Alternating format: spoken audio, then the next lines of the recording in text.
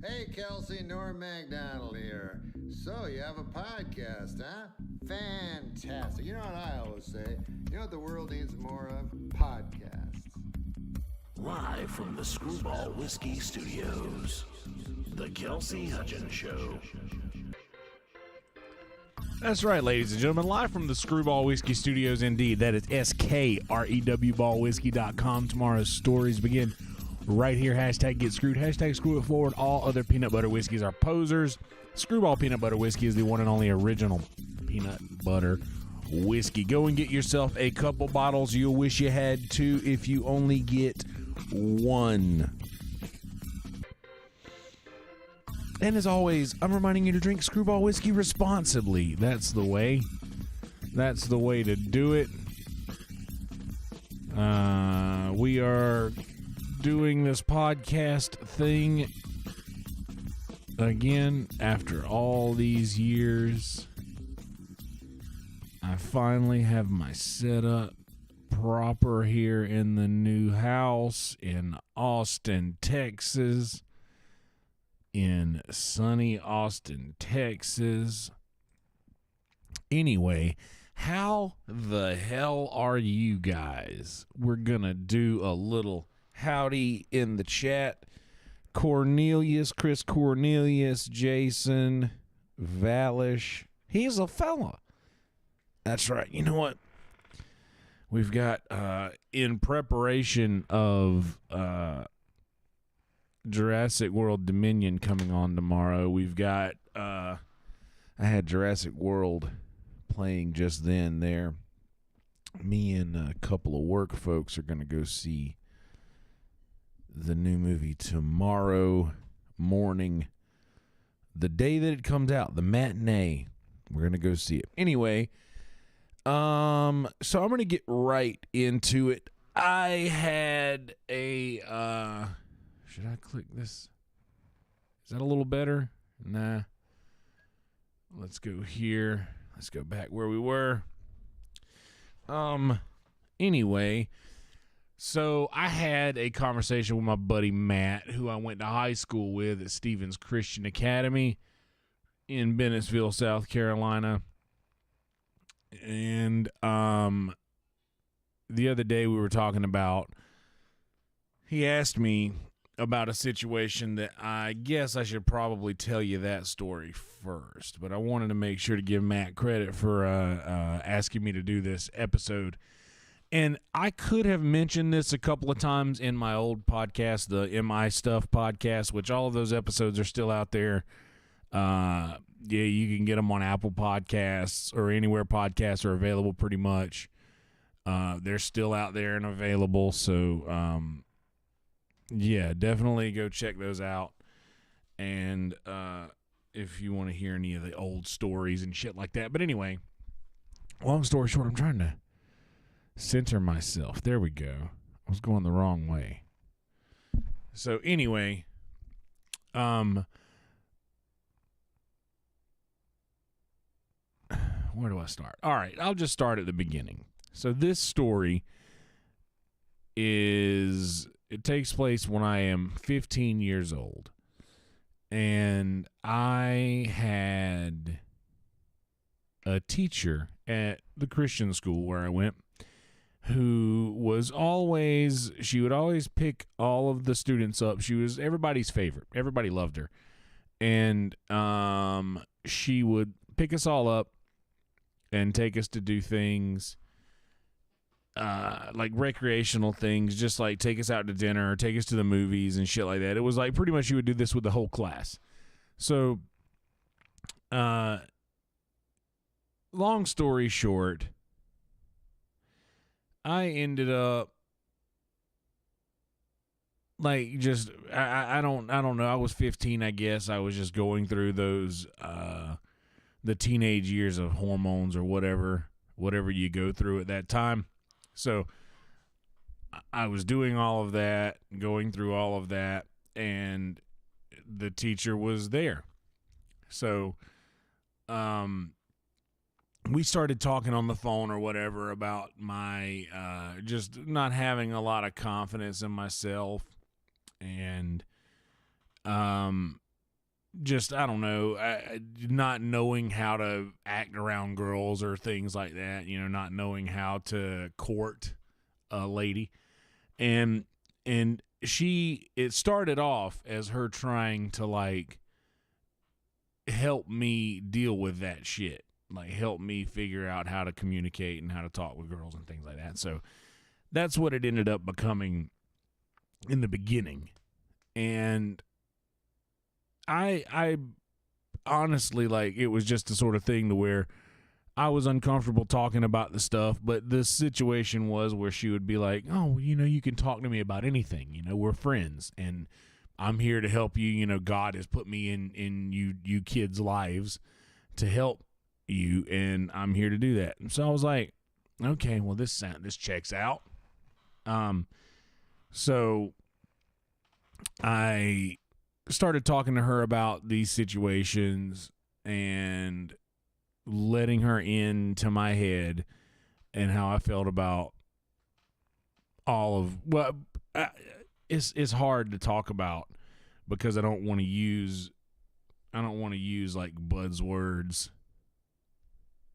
involving this thing. I don't want to say certain things because I'm not comfortable with, like, using the words associated with it that I'll get into more later. But if you're wondering why I'm going to be, like, kind of kicking rocks around what I'm trying to say and not exactly being just coming out right and saying things, it'll make more sense later. And I'm sorry that I'm just going to be rambling a little bit because it's kind of like it's a serious subject. Anyway, long story short, I'm going to say long story short a lot. I shouldn't have hit that gravity bong right before I started this, but here we are. I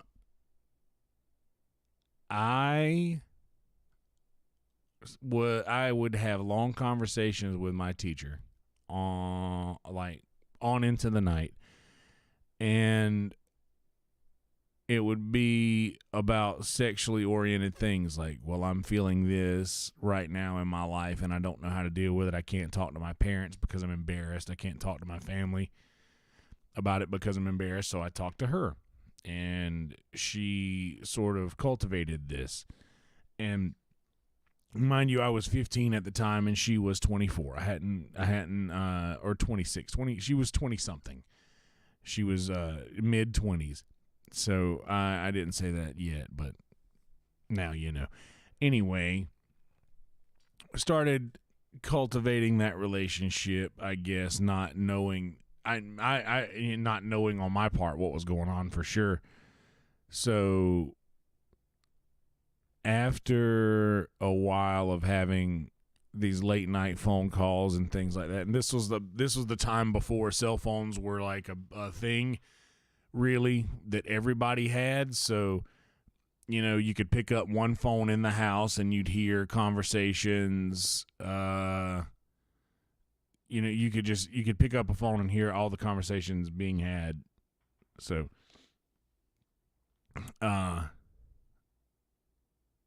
pretty sure a couple of my family members heard some conversations we were having and maybe had some questions or whatever, but we're not quite there yet. The long story short, I've said it again. See, I can tell I haven't done a podcast in a while because I'm just doing shit that annoys me in podcasts. Like, oh, you saying long story short again. Here it is. Just fucking, it's bothering me. And now I even regret starting the episode already because I'm like, why am I putting myself and everybody else through this? Sorry.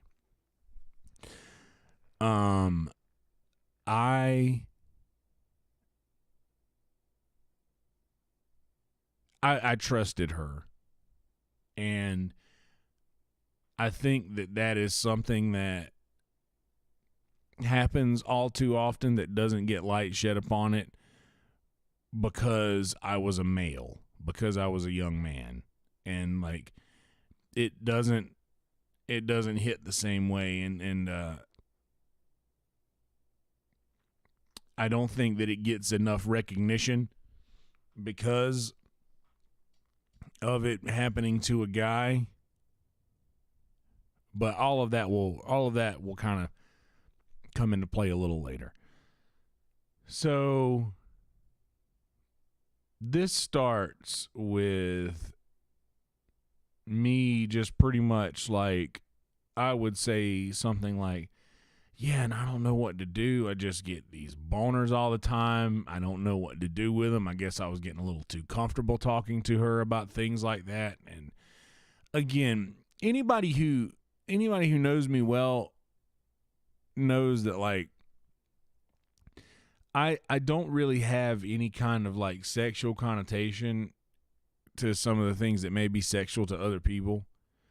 So, like, for instance, I could talk about these things and it not be like I'm trying to have a sexual conversation. Like, I mean, sometimes I am. Don't get me wrong. There's people that I have those with for sure as an adult now. But then, and even like for instance, I streamed my shower. I streamed myself in the shower for years on Discord and on like Periscope when Periscope was a thing. I did that for a long time.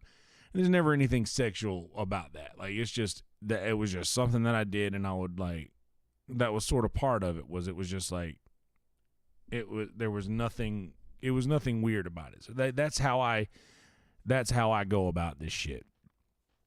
But anyway, I had this relationship with her that I don't think any of the rest of my classmates had. And then I think I started to notice that.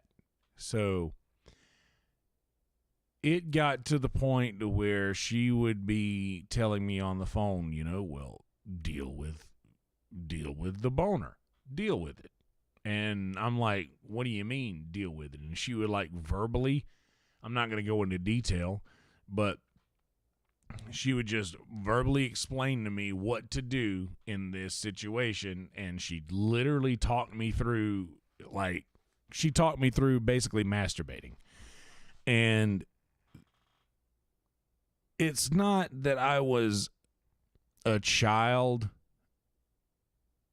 In my mind at the time, I was like a young adult, and I was kind of understanding a little bit of what was going on, I think.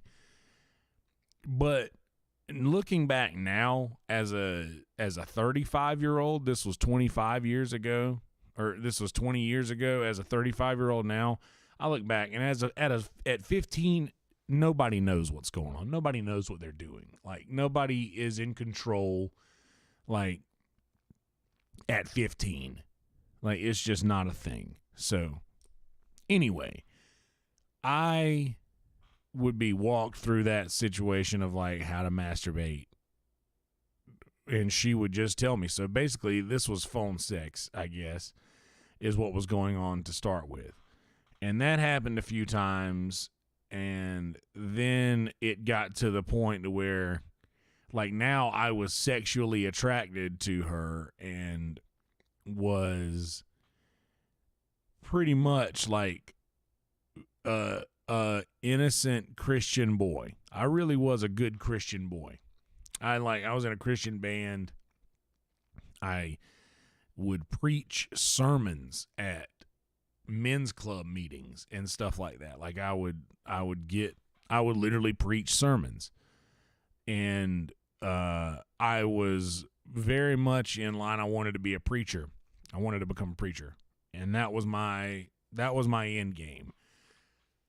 So I was very, very disappointed in myself. Like, that was when I used to pray for forgiveness for masturbating. Like, I'm so sorry, God. This is, I wish you would take the desire from me to do this. I wish you would remove the desire.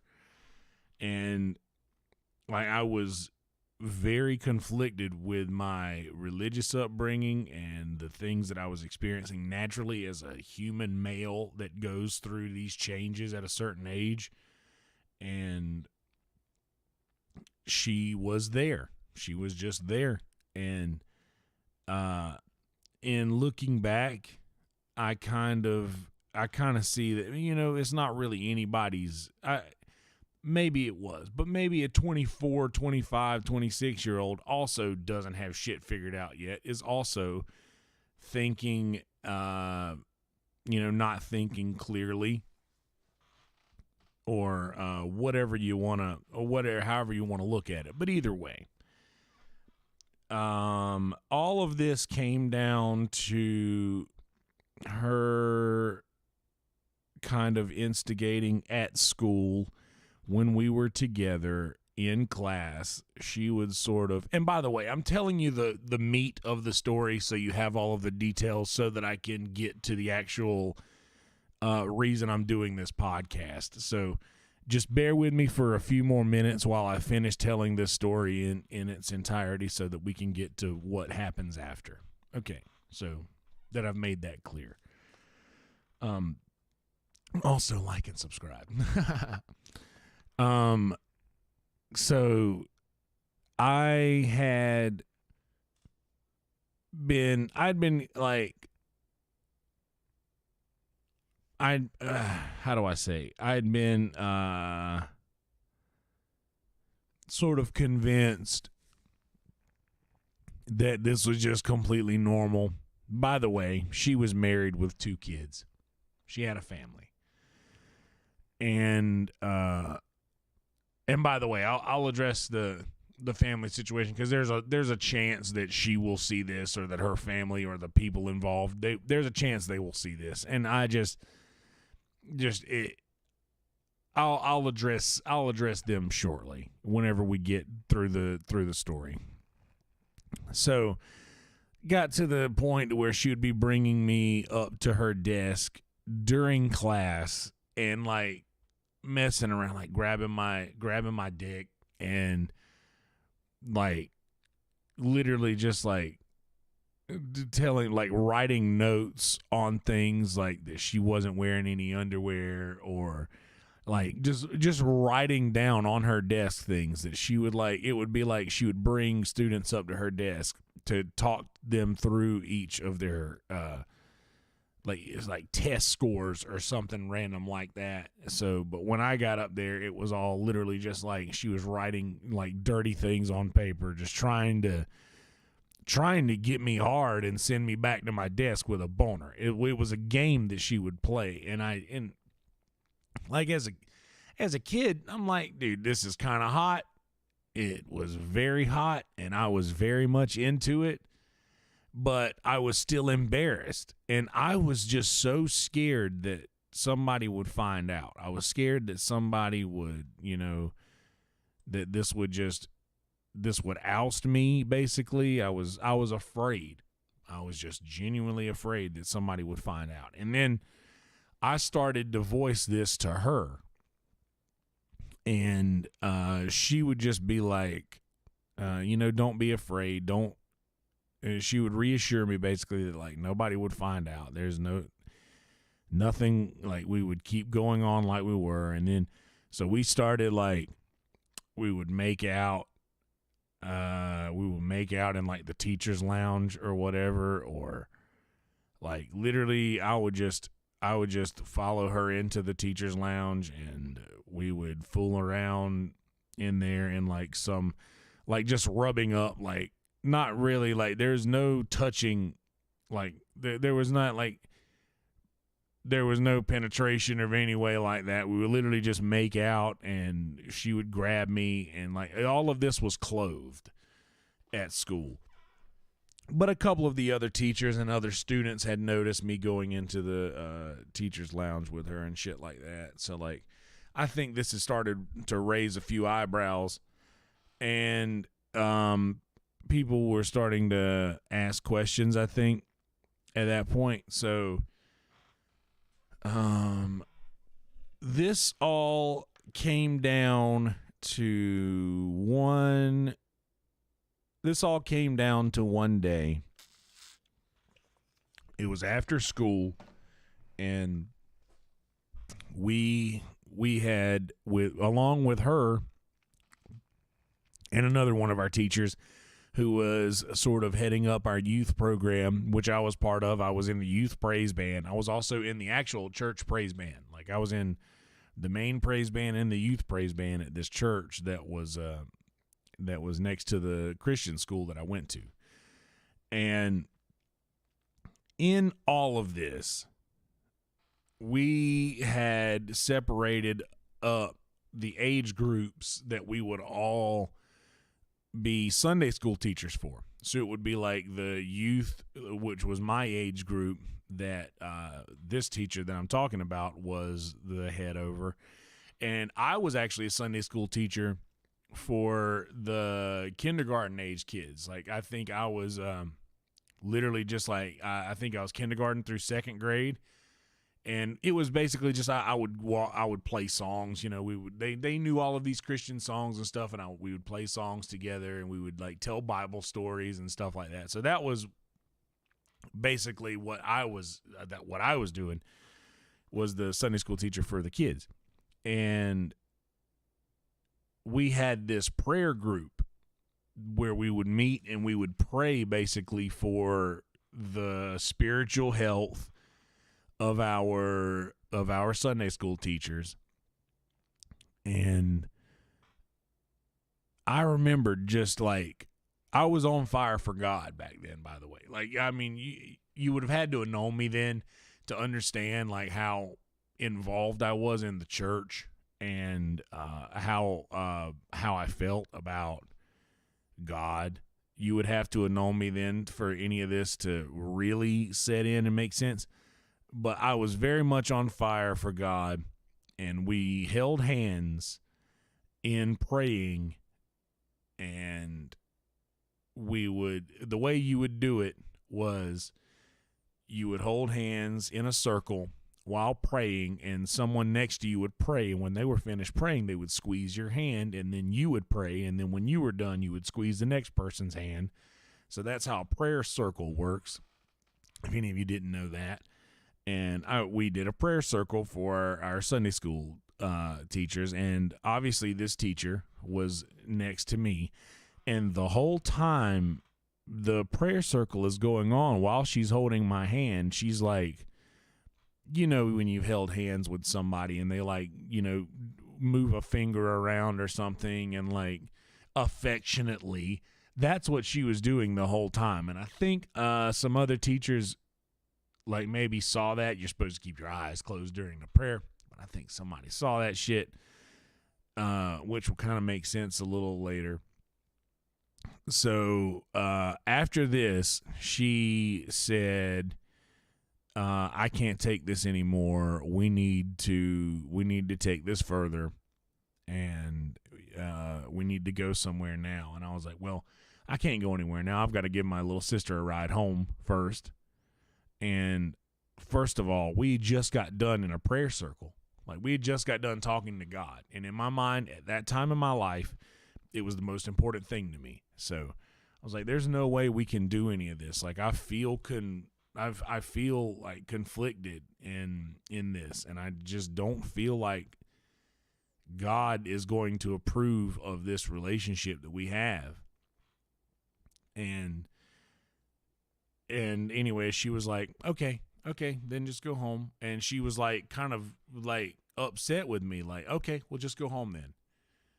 And then I was like, I started feeling bad. I was like, oh no, like I've upset her now. Like, shit, like what do I need to do? Like this doesn't feel good. I don't like how this feels, that I've upset somebody that I have unknowingly developed actual feelings for at this point. Like, I didn't know.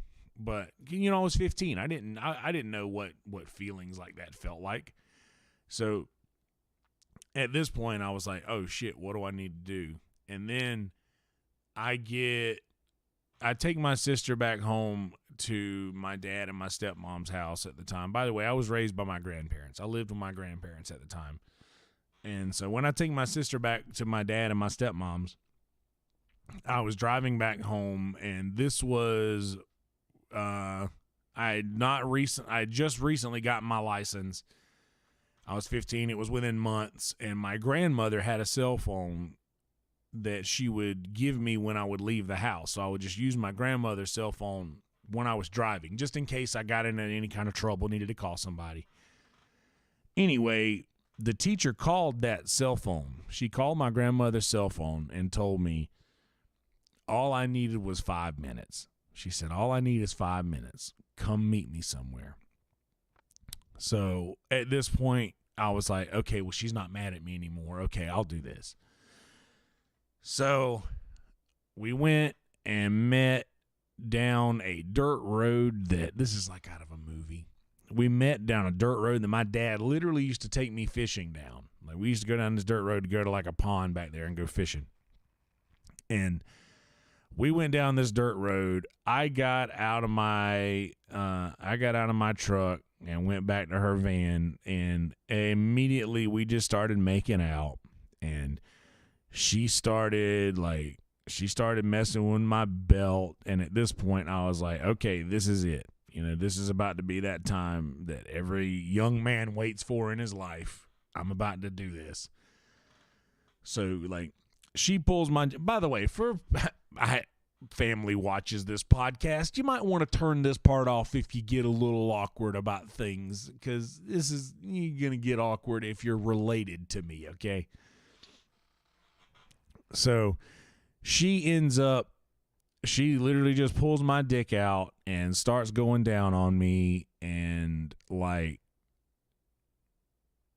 for the first like couple of minutes, I was like, okay, this is awesome. This is the greatest thing ever. And then I started to think, like, I started to look around because I have ADD.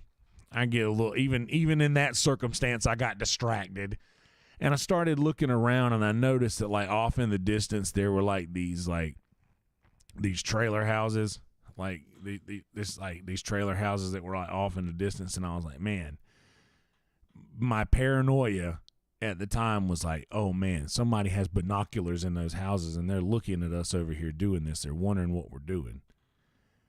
And so I started to get like, oh no, like, what is going on here? Like, the reality set in of what was actually happening. And then the whole situation of, man, we just got done having this big prayer meeting, and I am out here doing this thing that God is going to be disappointed at me over. And what have I done? Literally, what have I done? So, like, she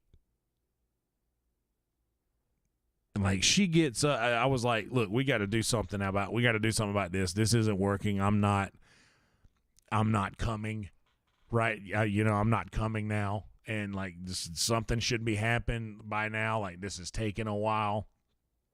So she gets up in her van and starts like playing with herself while I start jerking off and watching her. And then whenever I get close, she gets back down. I blow in her mouth. And then I literally, like, we call this now post-nut clarity. As an adult, I know that this is a thing that exists. It's the whole thing like, well, if you want to do something, the old adage is jerk off, and then if you still want to do it, then you should do it. So, anyway, I had that post-nut clarity at this point where I was like, oh no, I just got a blowjob to completion from a married mother of two who I just left a prayer meeting with, who is also my teacher at the Christian school, and everybody who is friends with me is friends with her, that look up to her. And like, she picks us up from our houses and takes us to do things, and like, she literally does this shit all the time.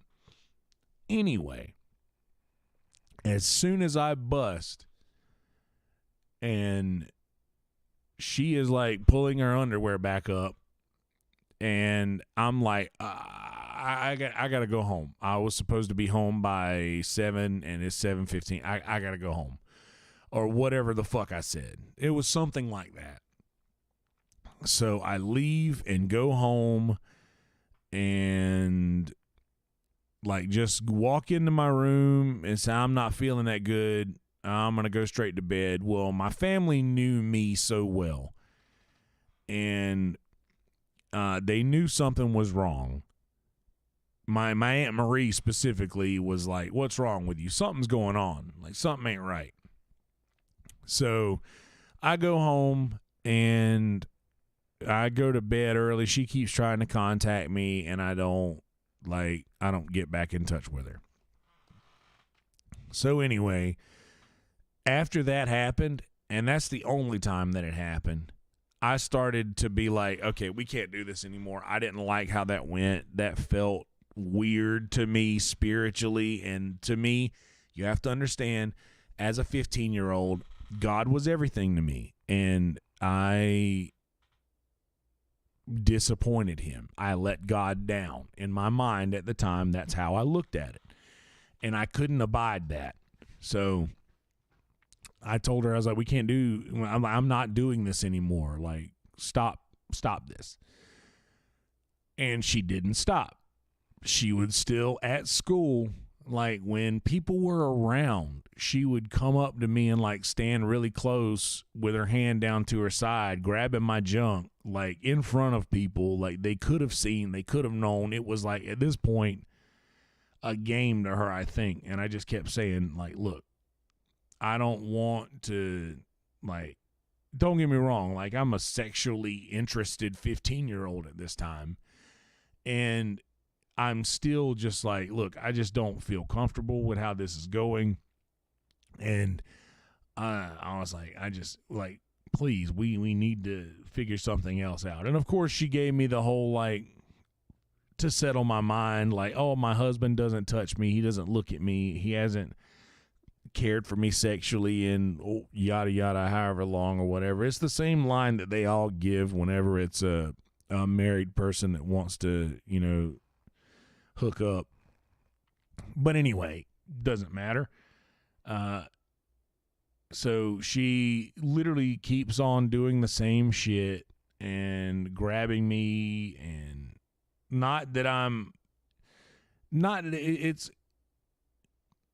I guess now's a good time to throw this part in there.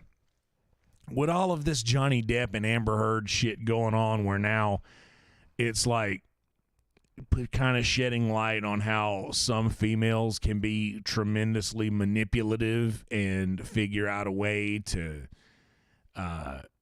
twist things to fit narratives that they want them to fit.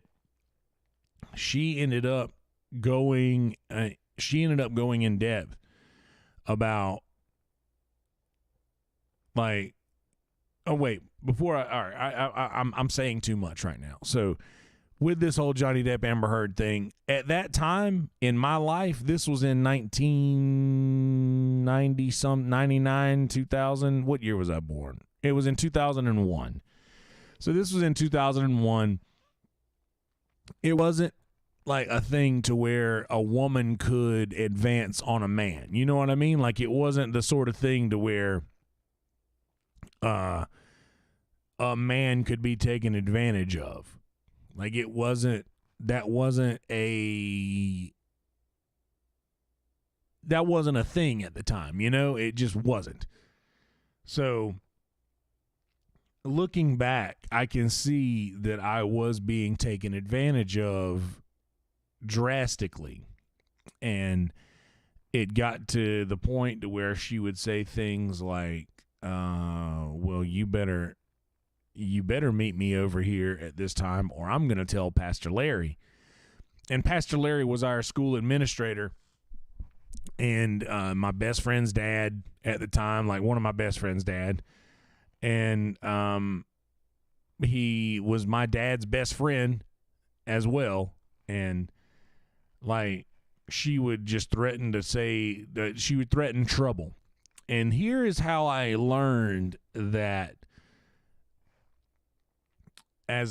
here's how I learned that this was like a manipulative situation in which, and the buzzwords that I was not going to say earlier was molested, because I don't like to put it in that term because it's just a hard thing to say. It's a hard thing to get out. But I learned I think it was a Louis C.K. special where he said a kid's biggest fear is trouble, is getting in trouble. So I realized that I was still a kid when this happened because she threatened me with getting in trouble, and that is what made me do the thing.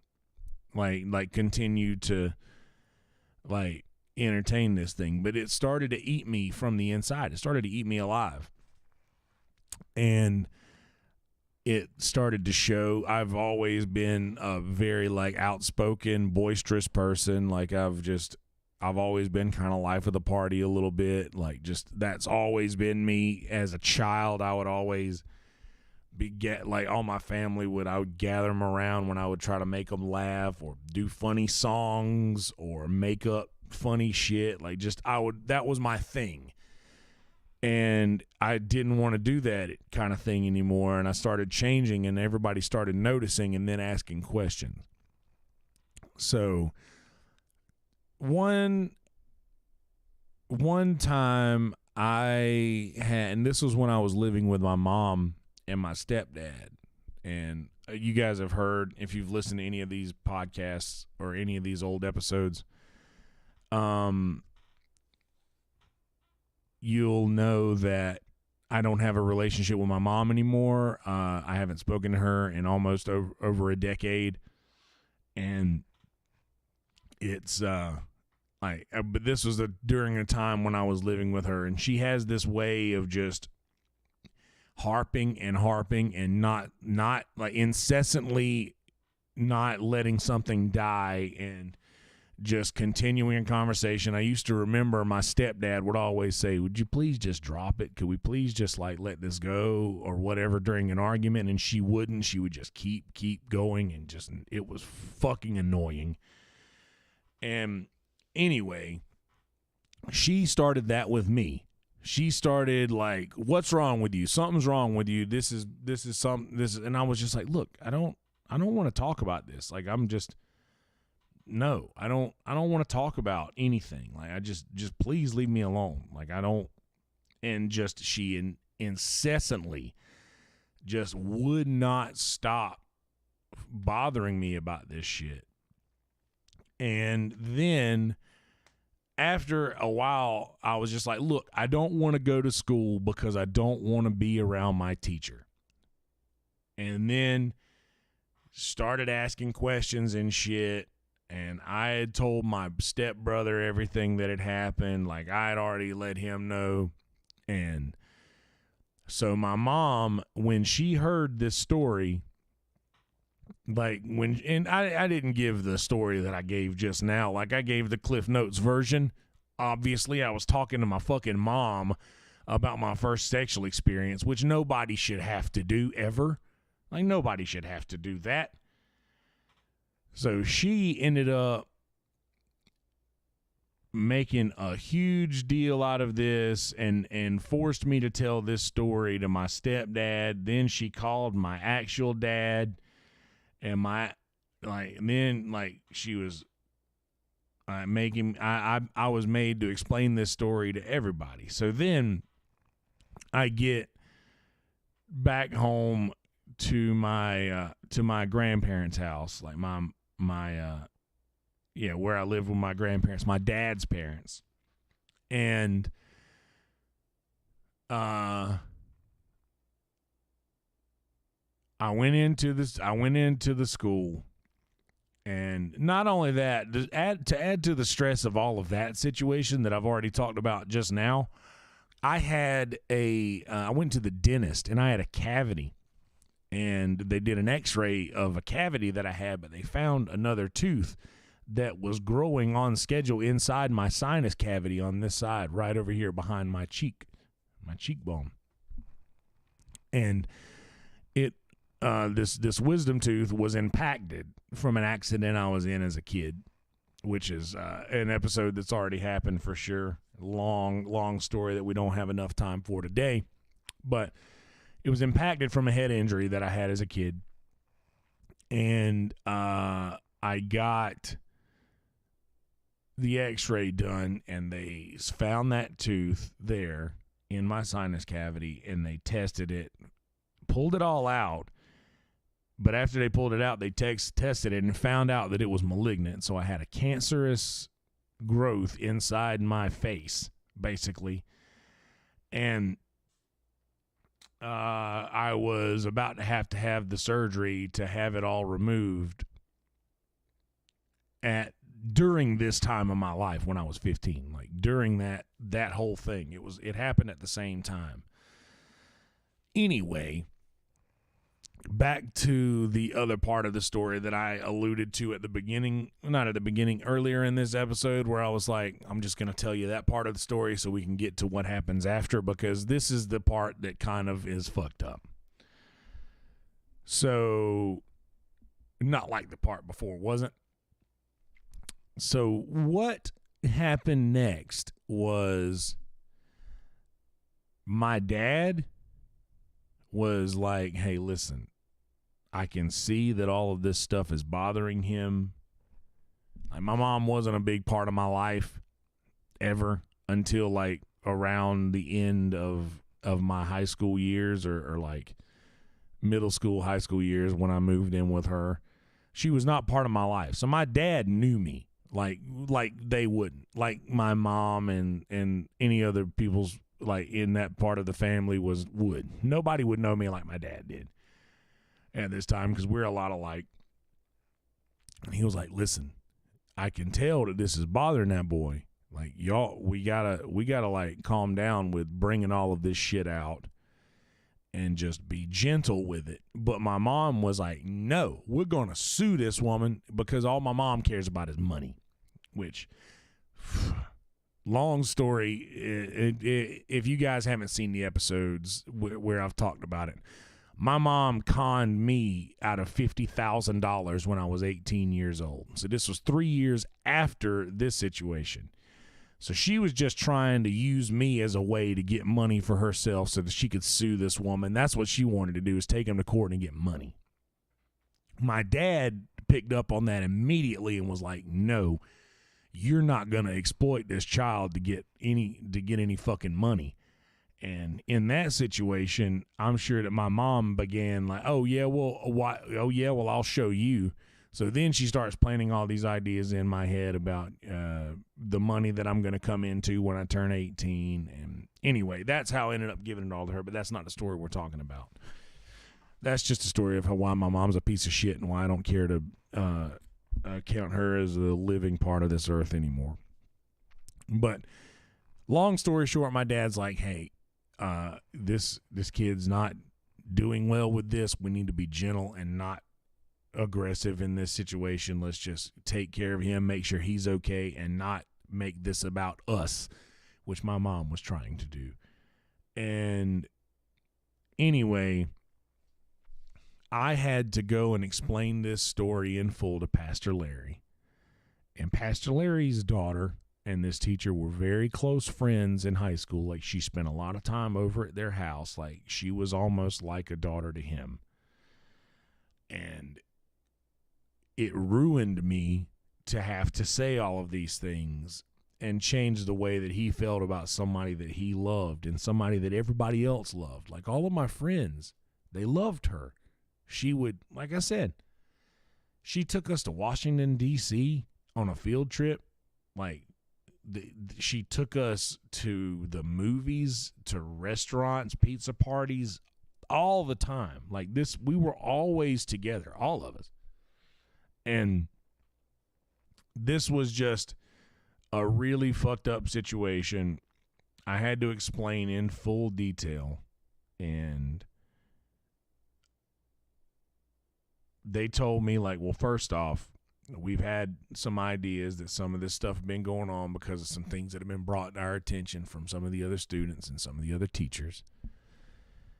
And walked out of the office, and I looked down the hallway, and she was walking out of the classroom with all of my friends. And all of my friends looked at me and saw me walking out of the office with my parents and my principal, the principal, and the administrator, Pastor Larry. Saw me walk out with all these people that I just had to tell that story to. And like they had told me, okay, she'll be fired. First off, she's gonna be fired. She's gonna lose her job. And if you guys want to go and report this, like, and they were like trying to get the legal system involved, and it was just a shitty situation to where we went over, and one of my dad's friends he worked at the courthouse. He was some kind of, I don't know what he did, but he was just one of my dad's friends who would give us advice on this situation and what to do. So we went, and my mom was very much on the boat of like, oh, well, this woman needs to be sued. We're gonna sue this woman for everything that she's worth, and we're gonna get as much out of her as we can at this point, which was her motivation. But my dad was like, look, what is the best thing for him, for me, for his son? What is the best thing for my son in this situation? And the guy was like, look, I'm not saying that this is good or bad, but this is just how the court system works. The court's not going to side with a male in this situation, because a man, like at this time, I was giant. I was a 15-year-old giant. And I towered over all of my classmates pretty much. And like, I was just a huge kid. It was like, this is a man standing in front of me right now. Like, nobody's going to side with him against a teacher. Like, nobody's going to side with him. This is just, it's not worth going through the court system for, which I was happy about because I didn't want to have to tell this story to anybody else. And it was a really, really fucked up situation where I got to see how the court system worked at an early age and was like, okay, so it's not gonna end well for me. It's best for me to just deal with it and whatever comes of it. So I did. And we left, and at that time, I was about to have to go have that surgery. Pastor Larry, before we walked out of the office, and everybody saw me walk out of the office with my parents and shit. Before that, he said, next week, you were going to have to take off to have that surgery anyway. So why don't you just go ahead and take off now? Like, you don't have to, you can go ahead and start the time off from school to go have that surgery and have that tumor removed. So, we'll start that early.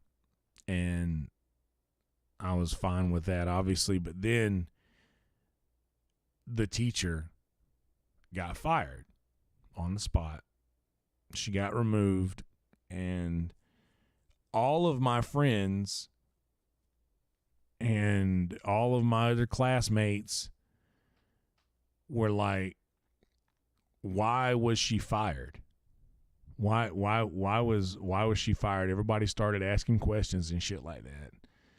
And the consensus, the way that I heard it at the time, the consensus was that I was lying about this situation and that I was just doing so to get my teacher fired.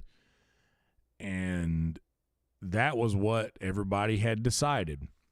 And so in that situation, in one fell swoop, I had been taken advantage of by somebody who had power over me, and I had been ousted by all of my friends who thought that I was just a piece of shit and was trying to lie that someone had taken advantage of me. And then I had to deal with the fact that, like, her husband was saying shit to my dad, like, how do you think we feel? Your son ruined our lives. And stuff like that. And to this day, by the way, if I go to any high school football game or something and see that guy, he still mean mugs me. And I understand. I get it. Like, in his mind, I'm the reason that his whole like life kind of fell apart with his kids and family and all that shit. So I kind of get it. But I didn't know what I was doing, man. Like, I there was no way that I could have known the gravity of that situation. Like, there was no way. Anyway, so basically I am literally going into the hospital to have this surgery, and the only people who are still around me and in my life are my parents and Pastor Larry and his family. Like, literally, they're the only ones that are kind of there. But that was the situation. So basically, I had to explain my first sexual experience in full detail to almost everybody that I respected in life. And a few weeks later,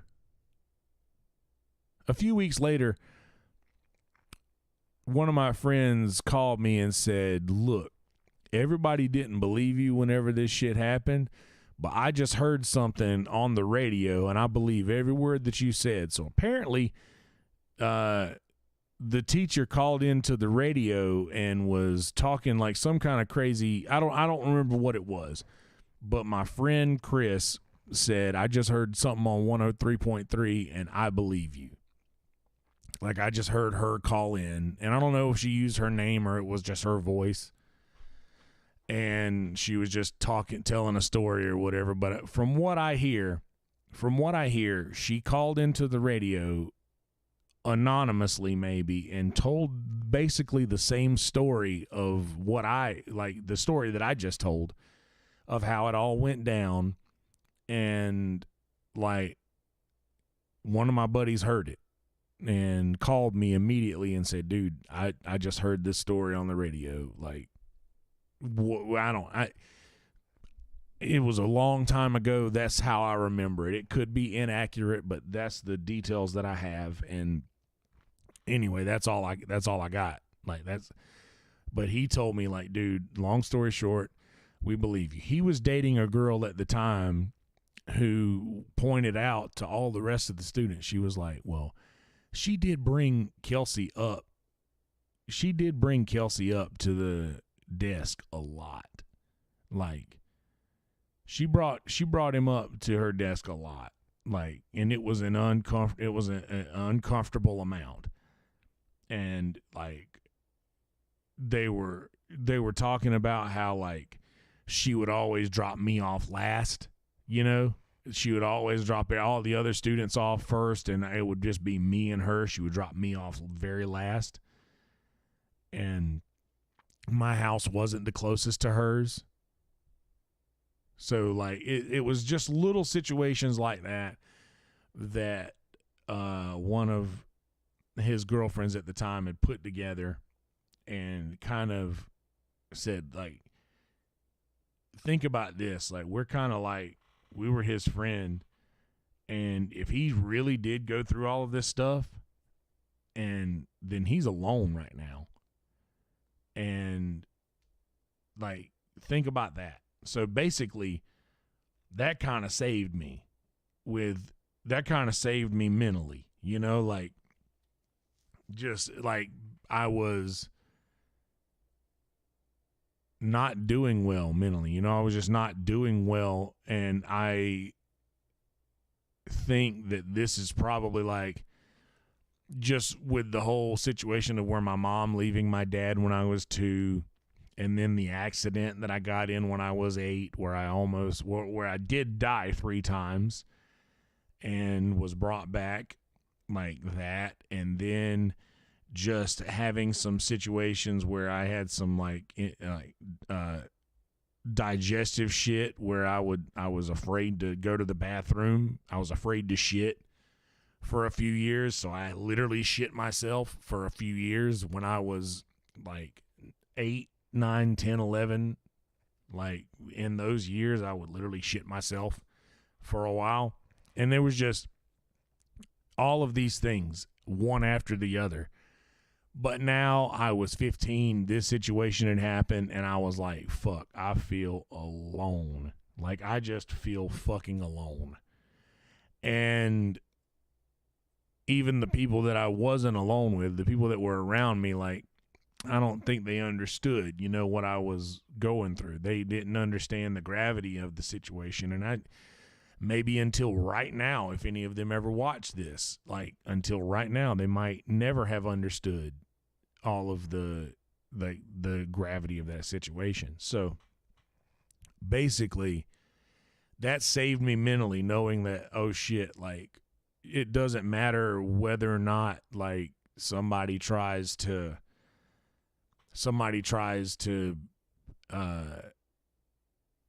defame you, basically, by saying, oh, well, he was lying about this stuff and this is it. Like, the truth comes out. And being on the right side of history and being on the right side of just karma, it counts so much, which is how I've lived my life pretty much ever since then. It's just being on the right side of history, like letting karma do its thing. And anyway,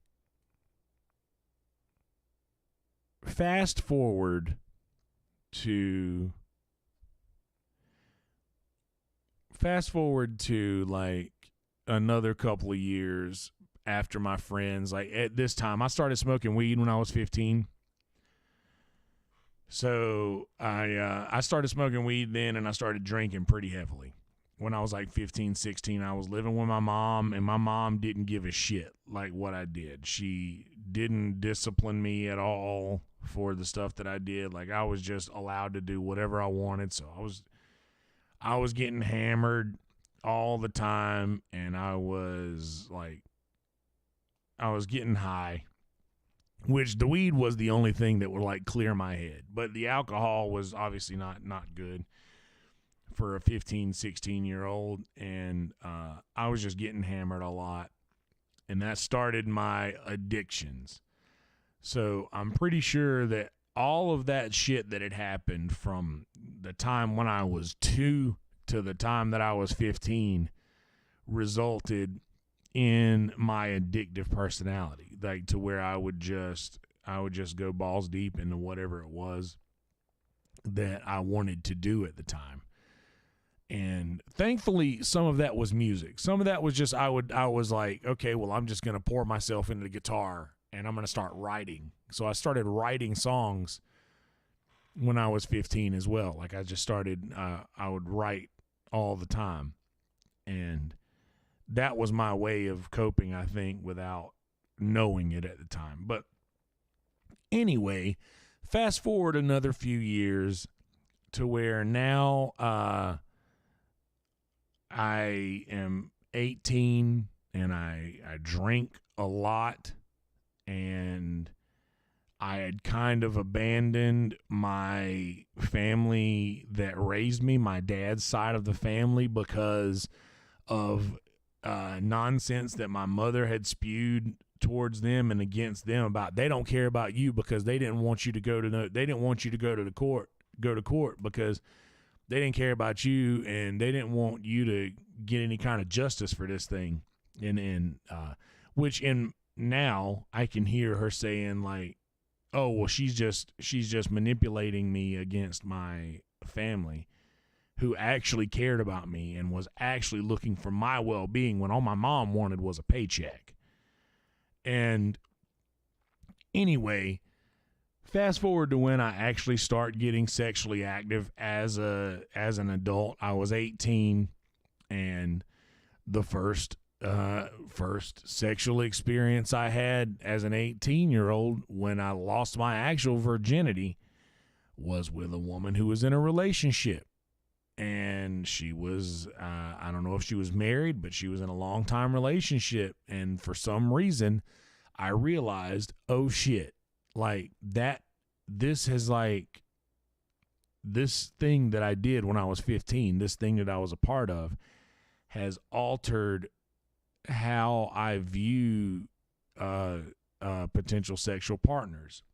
Like, it is like any normal person would be like, oh, this person is married, we can't fuck around with that. Like, that's not cool. This person's in a relationship. But that, when I lost my virginity, this woman was in like a committed relationship. And then after that fucking happened, my mom did the same shit that she did the first time and was just weaseling around trying to find information, just literally not letting shit, just like, hey, just leave me alone. I don't want to talk about this. Just for the love of God, like weaseling information out of me and shit. And she would, here's what was fucked up about my mom. She would let me get drunk at the house.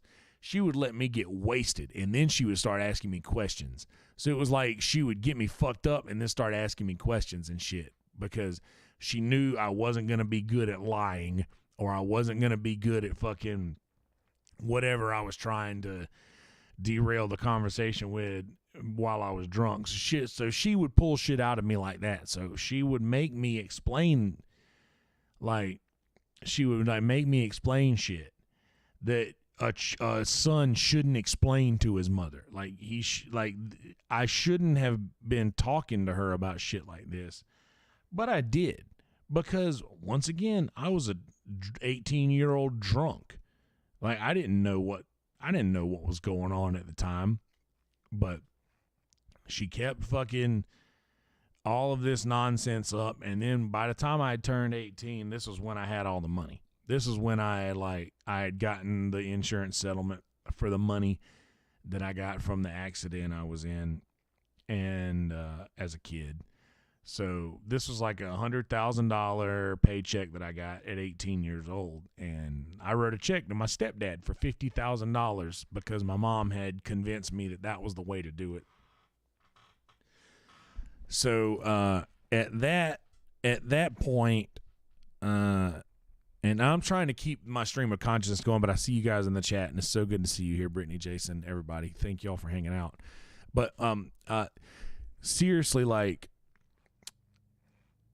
I had enough money at that time to where if I would have invested it properly, the way that my dad had told me to, and it would have lasted me forever. I could have lived off of those dollars. Like, if I would have, like I said, invested it properly, did the right things with my life instead of just blowing it all and giving it to my mom. Well, she got that paycheck, and then she didn't care anymore. You know, it wasn't a thing. She didn't give a shit anymore. So it was just whatever, do whatever you want. I've got what I needed now. I got the money. So fuck you. I don't need you anymore. I got the thing that I needed from you, which was all the money. But it wasn't that she got the money from me. It was the money that my dad had grew for me. My dad was the overseer of my finances. He grew all of that money from like $70-something thousand to $100,000 in the matter of 10 years.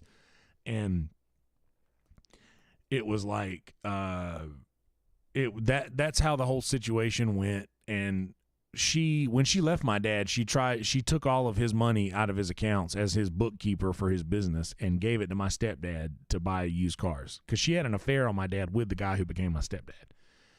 And my stepdad's great. My stepdad's a great guy, or was a great guy, R.I.P. In the end of my life, like, he did a lot for me. He taught me a lot of things, and I learned a lot from him. And his family was good to me, and they still are, and I love them all dearly. But he was another man who she took advantage of in her life, like she did so many others. And I don't know why I always end up, when I get to talking about shit like this, it always comes back to my mom, because I have to explain why I'm so fucked up over shit like this, and she has a lot to do with it. So forgive me for beating that dead horse. But anyway, and by the way, I'm putting a bow on this pretty soon. I plan to keep this somewhere around an hour, and we're about an hour and 10 now. But anyway, hang with me for just a few more minutes, and we're gonna put a nice bow on this thing. And I appreciate you guys in the chat. very kind. So after, like, that's pretty much all of that, pretty much after all of that happened from in the first 18 years of my life that has made me the fucked up human that I am today.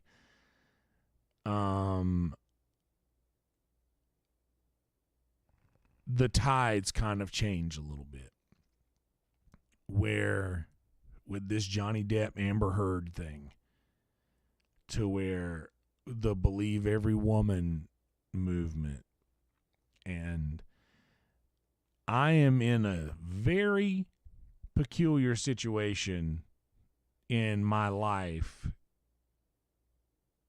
experiences,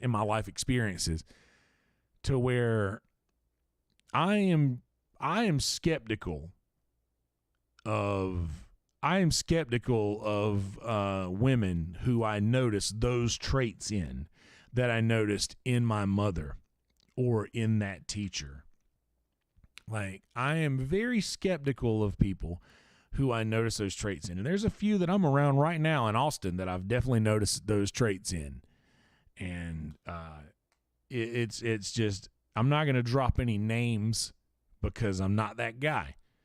But there's people that I've witnessed those traits in who are in this Austin scene now.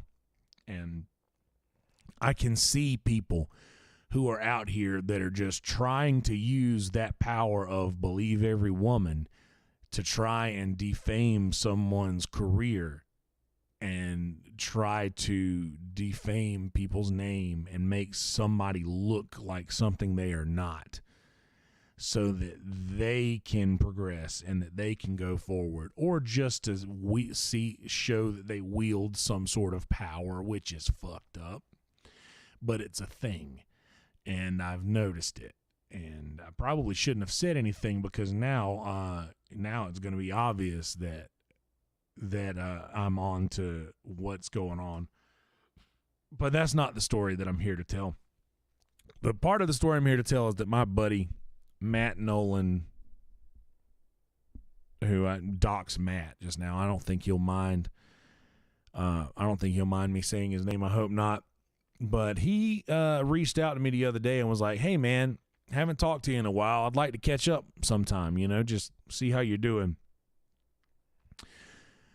So I was like, "Yeah, fuck yeah, dude. I'll give you a call whenever I get off work tonight." And I called him, and we started talking, and he said something that made it real for me. He was like, he casually brought up the whole situation because we were all there for it when we were kids. He brought up the whole debacle, and he used the words, how did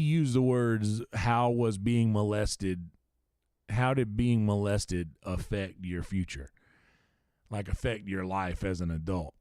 And it was the first time that anybody had ever used those words, or that word specifically, into where I heard it. It may have been used before by somebody, but I am a grown man now, and I know the gravity of the situation that had happened, and I've kind of suppressed it and pushed it down, along with some other things that resurfaced after I quit drinking 6.5 years ago.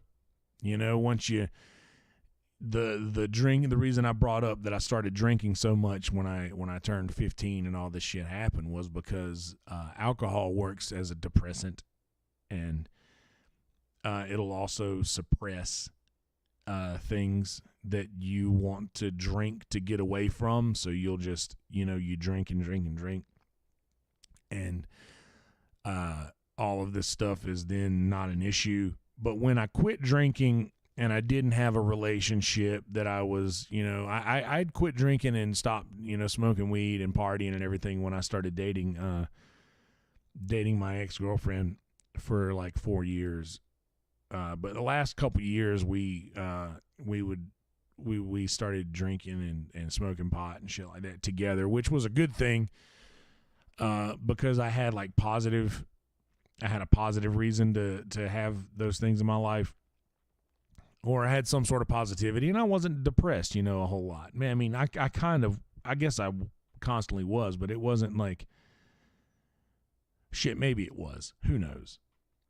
But long story short, once I stopped drinking, all of this stuff kind of resurfaced, and in the last 6 years that I've not really gone into detail about all this stuff, but when my buddy Matt literally just used the word, how did being molested affect your adult life?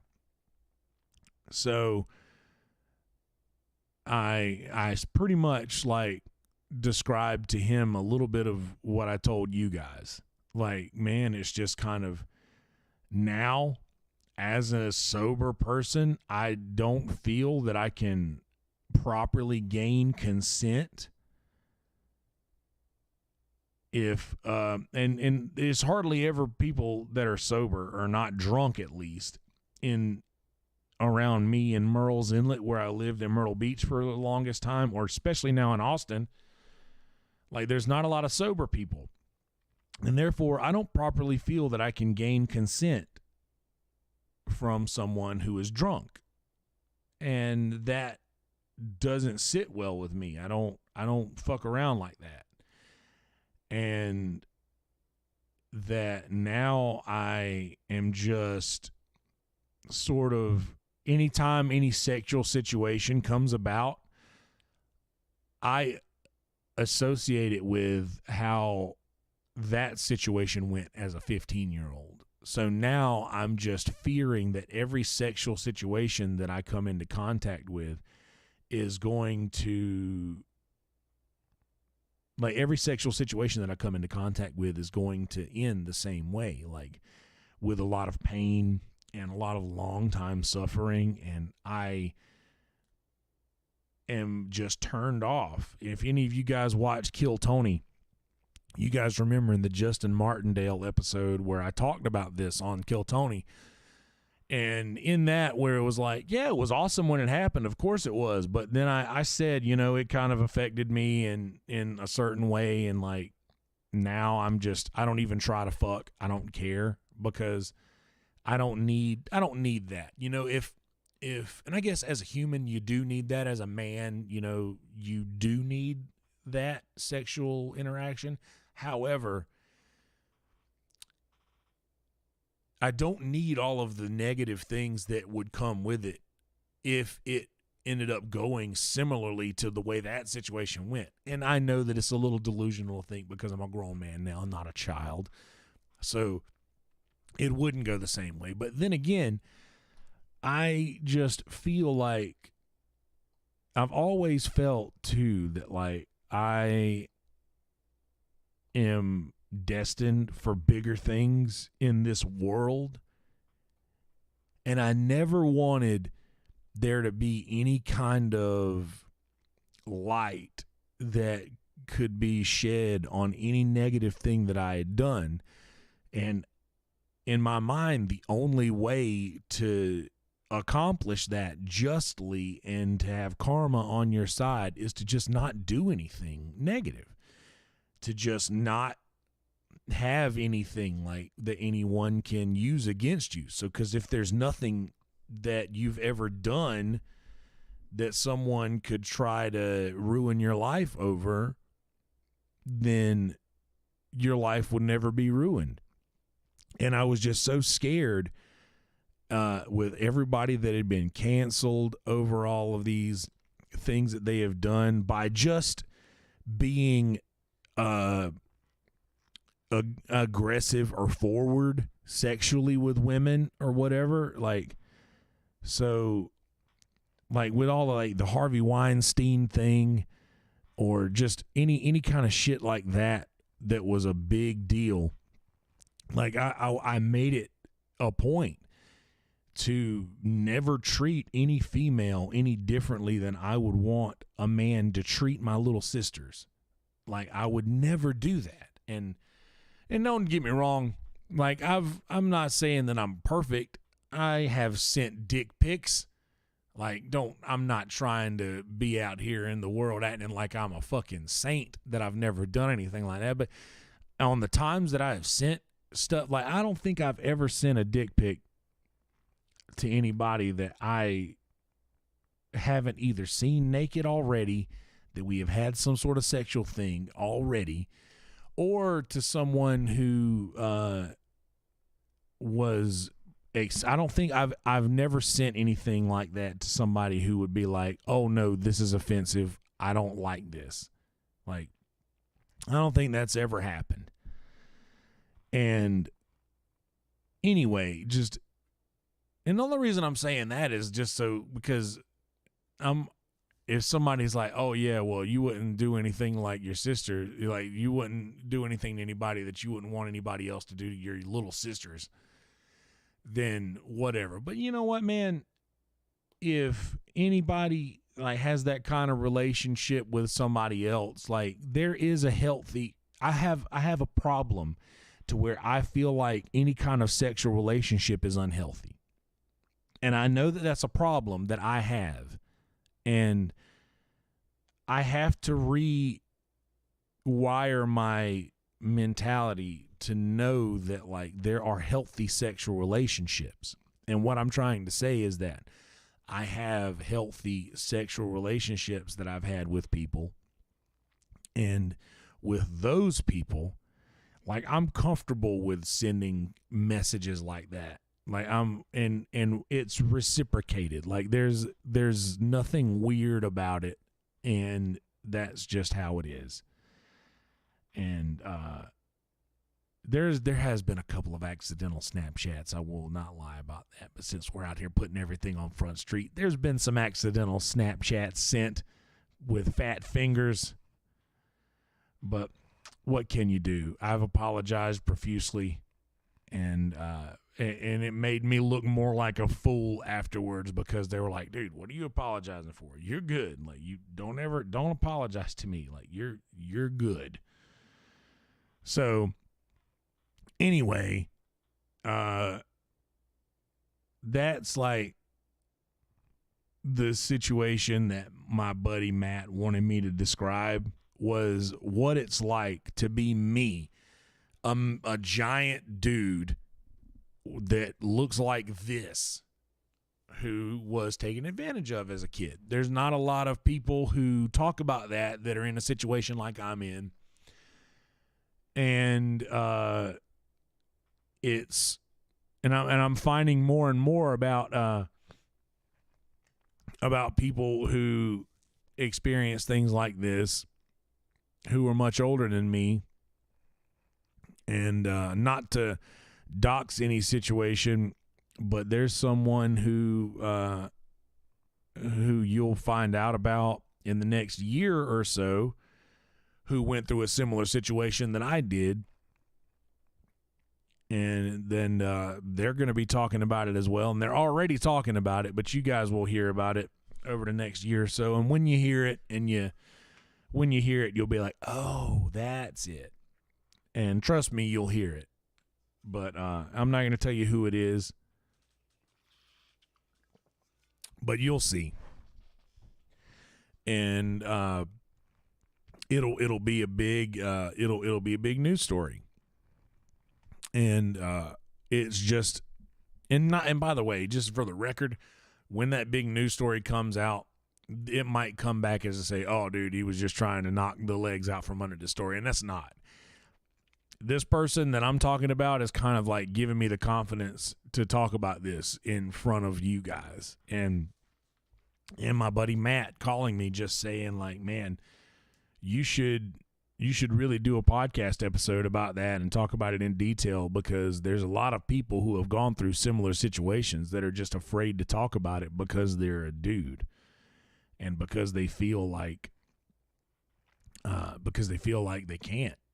And it's it's a sad reason that they can't, but it's because the climate of the climate of things and just the way the world is and has been up until recently with the Amber Heard Johnny Depp stuff, to where no man can be in these situations. Like, how can a man be taken advantage of by a woman?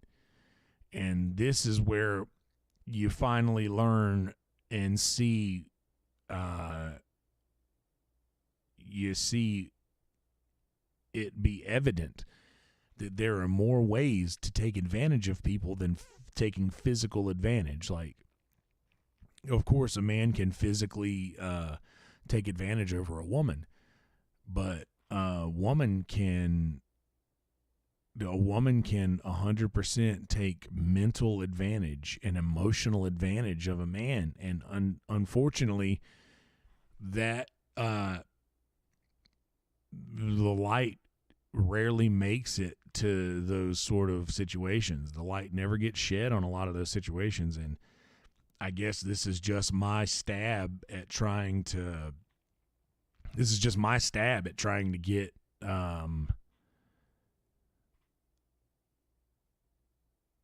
just trying to get to the point to where people can feel comfortable talking about this thing. And yeah. So basically that's the whole story. And all of this stuff has kind of resulted in me being who I am, you know, trying to I don't know if it makes a lot of sense. Like, a lot of people will be like, oh man, like, because I say a lot in a joking manner, like, I retired from fucking, like, I retired from sex. I retired. And one of my buddies the other day, I was saying that to, and he's like, man, how could you ever retire from that? How could anybody ever want to, you know, stop fucking? Like, how? This is how. That's how. And it's not that I'm not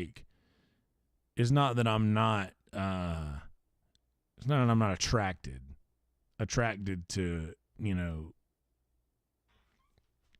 sexual things. It's not that I'm not it's not that I don't want a sexual relationship even. It's just that I know that I can feel the universe or God or whatever you want to call that thing.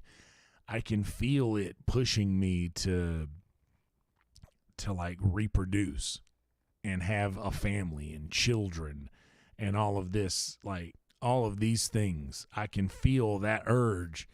And man, just with the situation I came from with my mother, I fear that I have some of her in me, and I don't want to risk putting a child through any part of what I put my mother through, or my mother put me through, rather. You know, I would never want to risk that to create someone.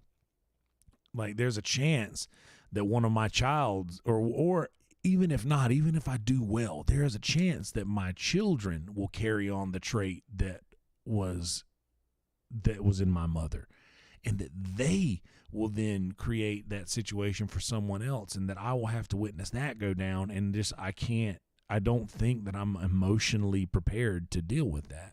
So the kind of thing bothers me, and it's sort of like has kept me from being able to freely live the way that I like to, or the way that I would have liked to, rather.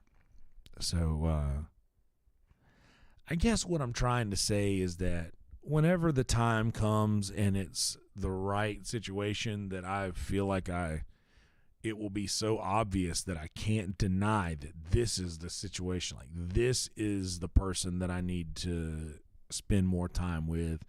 This is the kind of person that I'm comfortable with having a sexual relationship with. This is like, I feel like it will be so obvious that I won't be able to overlook it. And I haven't seen that yet. I haven't felt that yet. And I feel like I would know when it happens, you know? So anyway, I've been going at this shit for an hour and a half, and I needed to get all of this out. There is another episode that I will need to do that involves another situation that would make a little bit more sense.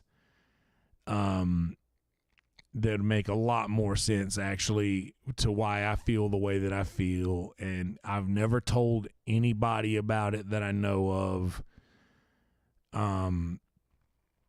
I may have when I was younger, but this is just a situation that happened at a much younger age, and that's all I'm gonna go into. Like this shit happened at a much younger age, and I'm not gonna go in any detail about that because I'm really not ready to unpack that yet, and I don't think you guys are ready to hear about it. So one day I will, but until then, needed to get this out. And I really appreciate all of you guys over here for hanging with me through this. Chris Cornelius, Jason, Valish, Scooter, Brittany, you guys, Michael Sweeney, Synthoris on Twitch, Slay in the house, David. I really appreciate you guys for letting me vent all this stuff. And also I know that that most of you guys know me through comedy or music or some sort of fun situation or whatever like that. Like, please don't let anything that I've said to you today affect how you view me going forward, just because, like, the same person that cuts up in Virtual Red Band all the time and makes jokes about shit has dealt with the same issues. Like, it's just because you know them now, I'm not different. You know what I mean?